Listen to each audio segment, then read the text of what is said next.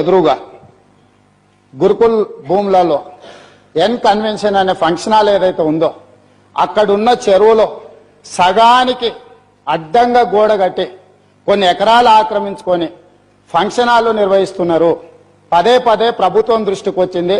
TV ఛానళ్లలో పేపర్లలో చూపించాను. అక్కినేని నాగార్జున గారు కూడా దాని మీద స్పందించారు. ఈనాటి వరకు ఆ ఆక్రమణలు తొలగించలేదు. ఎందుకు అక్కినేని నాగార్జున గారు ఆక్రమించుకున్న చెరువుల ఆక్రమణలు తొలగించలేదు? ఎందుకు చర్యలు తీసుకోలేదు? ఏ శక్తులు అడ్డం పడుతున్నాయి? ఎప్పటిలోగా చర్యలు తీసుకుంటారో మంత్రి గారు సూటిగా సమాధానం చెప్పాల్సిందిగా కోరుకుంటున్నాం.